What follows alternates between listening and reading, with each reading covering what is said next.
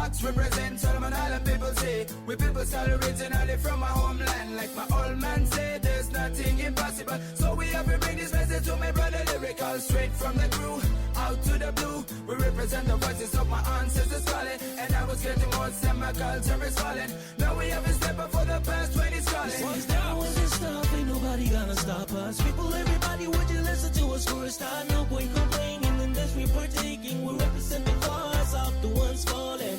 We resemble true art when we bust the line. Previously on Delos. We left the awesome Ocean View Marina, picked up some new crew, and started exploring some amazing Filipino islands and anchorages.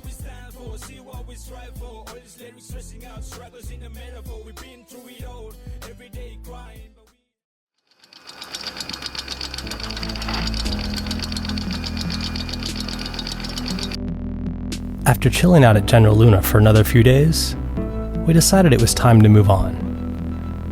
Our plan was to head directly west, right through the center of the Philippines, using the same route taken by the Spanish galleons centuries ago.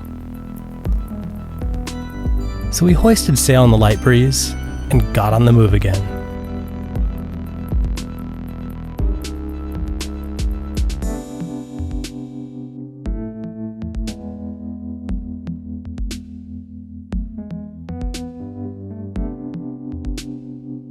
Our destination was the Central Visayas, and most probably an island called Bohol that we'd heard some pretty cool stuff about. It was supposed to be a touristy island of sorts, and since New Year's was fast approaching, we were keen for a good party.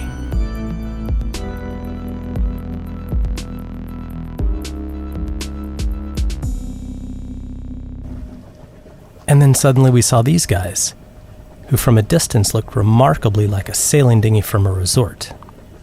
That is, until they hailed us on the radio and asked for our assistance. Apparently they were two French dudes circumnavigating on a 21-footer. Can you believe that? A 21-footer. They left Papua New Guinea weeks ago and drifted through the same passage in the light breeze we are seeing. They were out of just about everything, including food and fuel for their outboard, so we turned Delos around and rafted up to see if we could give them a hand. Thank you. No worries. We try to go. No wind at all. No wind today. And since we are sailing from Papua New Guinea, we have no gasol. Yeah. And no food anymore. So we'd like to reach. Hello. Hi. We'd like to reach Anchorage here. And Yeah. we still have 1 liter left. So maybe you could help us. We've got some oil if you want. Yeah, that'd be great. Because we ran out of oil, but we have fuel, Yeah. You have fuel, cool. so it's a good trade. Where are you heading to? We don't know. Bohol, I think. Huh? Just Bohol. Bohol? Balti? Bohol? Yeah, the island by Cebu. We sorted them out with some essentials, like fuel for their outboard, some food and veggies, and most importantly, a few bottles of Filipino brandy and rum to help them deal with the light breeze.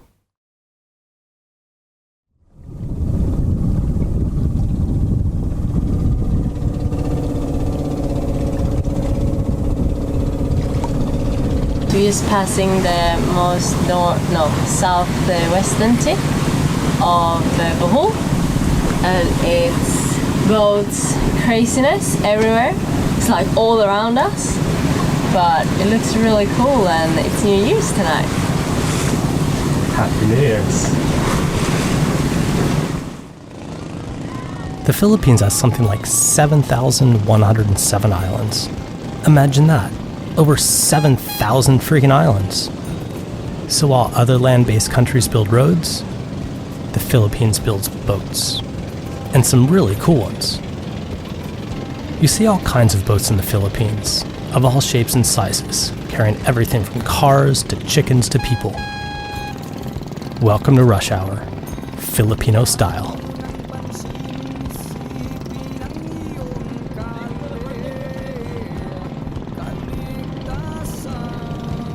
By far, our favorite boat is the Banca, which is sort of a cross between a canoe and a trimaran. But here in the Philippines, it's been taken to a whole new level. You have the single-man Banca. No room for pesky friends, family, or luggage. Think sports coupe. Then you have the family cruiser, sort of the normal everyday Banca for the family on the go. Then you have the community Banca, the equivalent of a bus for you, your friends, and probably everyone else that needs a lift from your village. Of course, there's the working fisherman's Banca. Just a bunch of dudes out hollering and having a blast. Such super friendly guys. After dropping their net right across our bow, they sent a small boat over to try and sell us some fish. Nice sales tactic.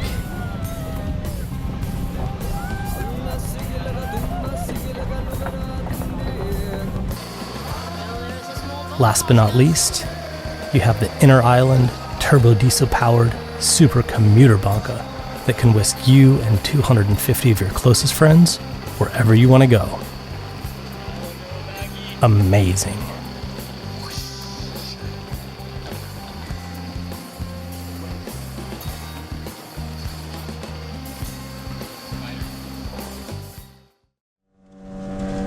We arrived in Bohol with just enough time to set the hook and get dressed in our least smelliest clothes for New Year's. We figured since this is a touristy place, we'd head into one of the big resorts for a smashing party.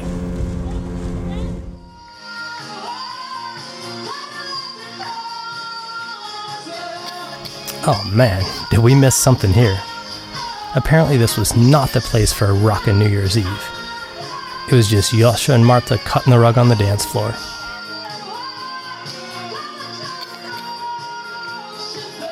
Even though the band was giving their all, we decided to bail and have a Delos New Year's in the comfort of our own little floating home.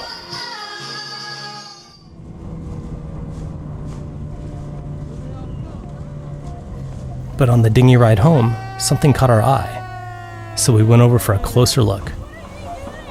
Bingo. Looks like we found our New Year's bash after all. And it was way cooler than any resort party.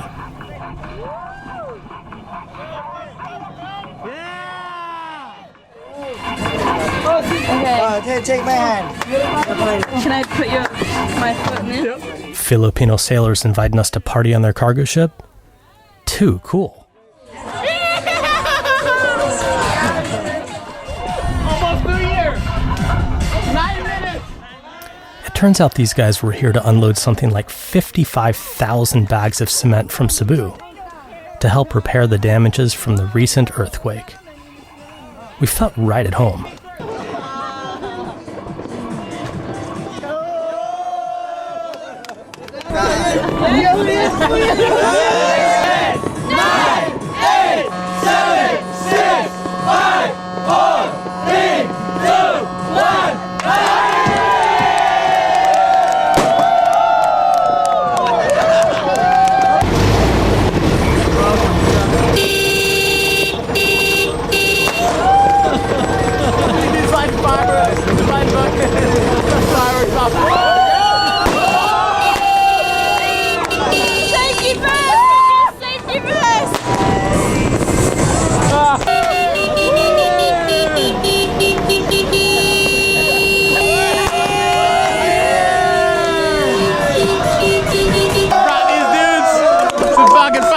For New Year's.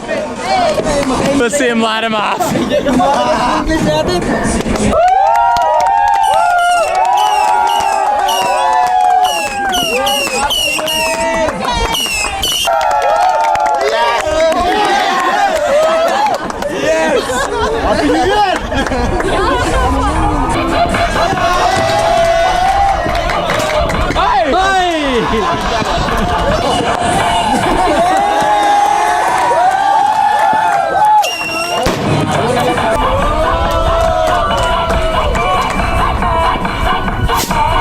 It's okay.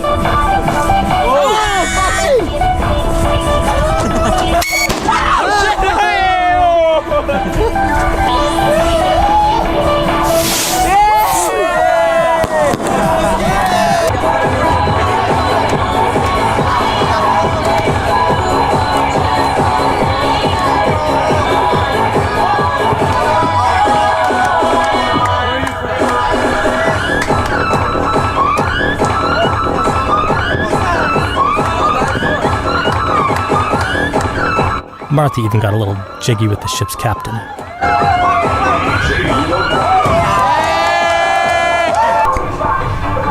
So these guys are taking me to the bridge so we can get a better view of everything.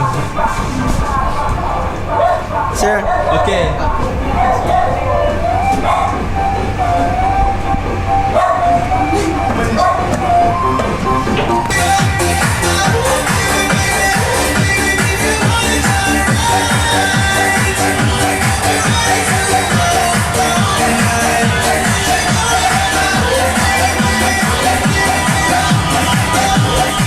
And this is our New Year's party 2014.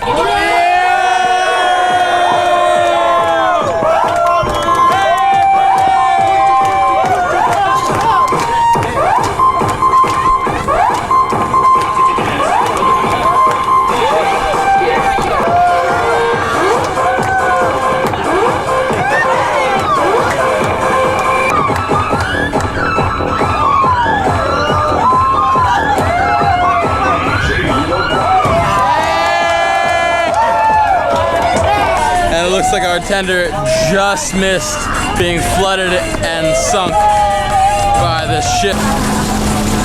That would have been bad. The tender. I love you, I love you. I love you, I love you. Until I find a way, I will say the only words I know that you understand. Michelle, my girl. After the Tanduai fuzziness wore off, we decided to do a few touristy things on Bohol, so we headed into the interior of the island for a look. It turns out that the recent earthquake here was no joke. Some of the oldest churches and buildings on the island were utterly destroyed. Good thing our new mates on the ship were floating in heaps of cement to help with the repairs.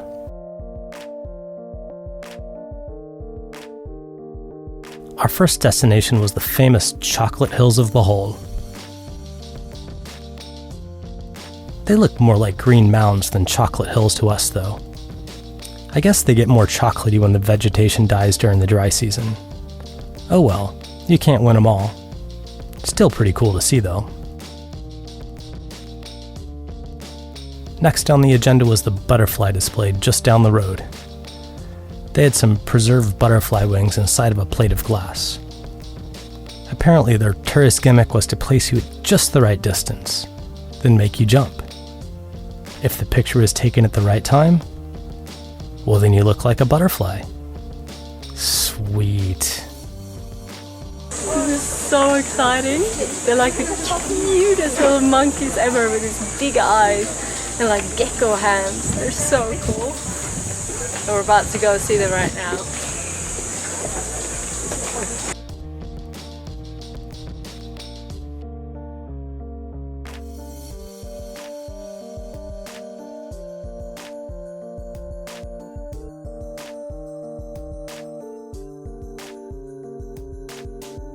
For me, these little dudes were a mix between creepy and cute. Kind of a tree-climbing gremlin that you might also find crawling out of your toilet at some inopportune moment.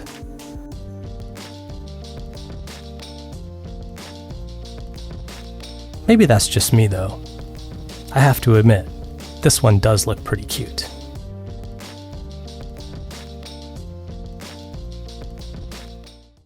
So we're just about to leave Tagbilaran city.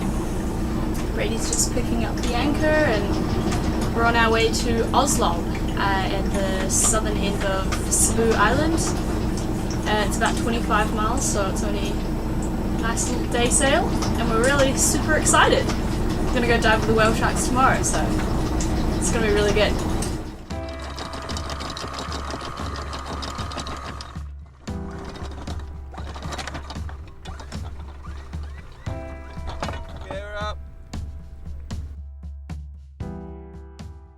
On the way out, we decided to buzz by our friends on the cargo ship.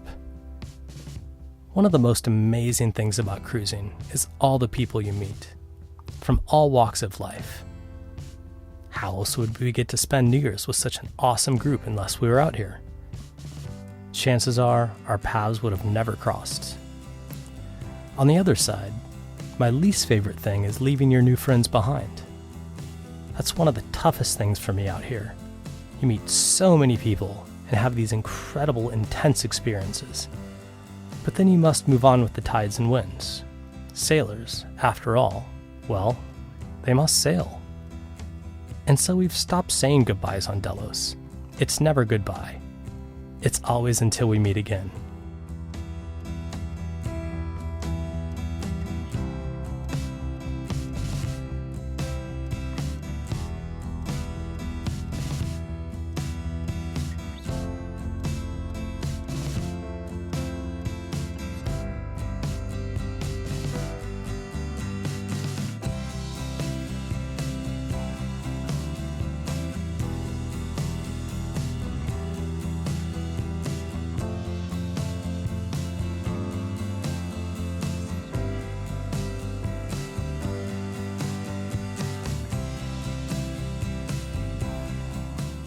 It was a pretty easy sail for Delos and her crew, and with a steady beam reach taking us south towards Sumalon Island and our rendezvous with the whale sharks.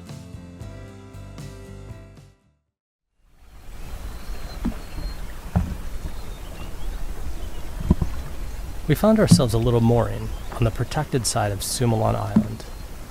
It was a Filipino Marine National Park and beautifully protected. The coral looked amazing and the water was crystal clear. But man, what a crazy drop-off. Our stern was in 7 feet of water and our bow was in over 120 feet. Luckily we had some local bonka drivers to show us this mooring. Anchoring would have been impossible here. This is gonna be awesome. We're getting Filipino cooking lessons from like real Filipino sailors, and they're gonna cook us pork adobo tonight, so it's gonna be real good. Chef! Not only did these guys show us the awesome mooring, but also told us where to find the whale sharks the next morning. Bonus! So as a show of gratitude between sailors, we asked them to come over and share a meal with us. Little did we know, they'd whip up an awesome adobo with some random ingredients we had on board.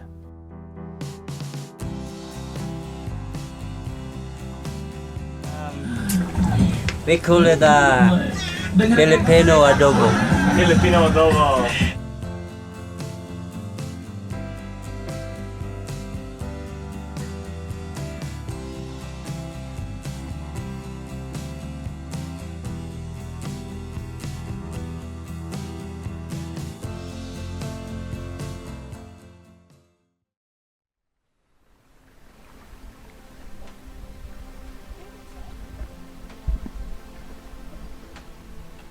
Morning. Morning. Good morning. What's going on this morning? Going to see the whale sharks. Big fish. Whale sharks have a sordid history in this area, and what's happening here is a bit controversial. We heard lots of things, but here's the quick summary. At one point, whale sharks were harassed and even killed by the local peoples. We heard stories of fishermen filling their mouth with rocks to keep them competing from the same food resources. We also heard stories of dead whale sharks on the beach, their fins and meat cut off and sold to far-off markets. But it's a little bit different now. The locals have figured out that these awesome, amazing creatures are worth way more alive than dead. They make more money from tourists going to see them than anything else. So now they're very well protected, and in this particular location, hand-fed from a bonka to keep them in easy view of the tourists.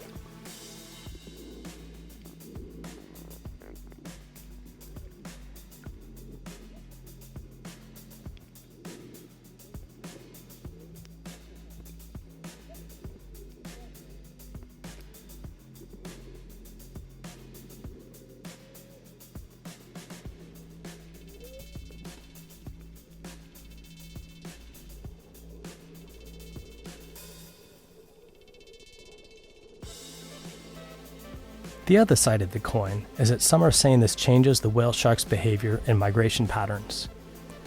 Why should they hunt and migrate when all the food they need is right here? A valid point for sure, but given the other alternatives, I'm willing to say this is still less harm.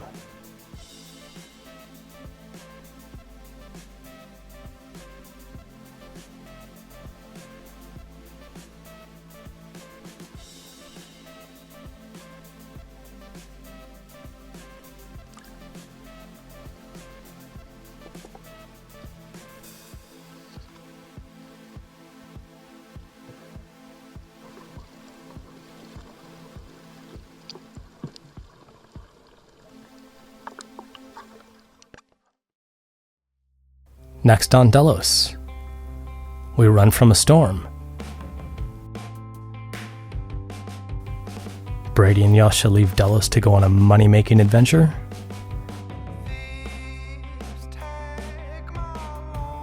And we explore the crazy island of Sigihor.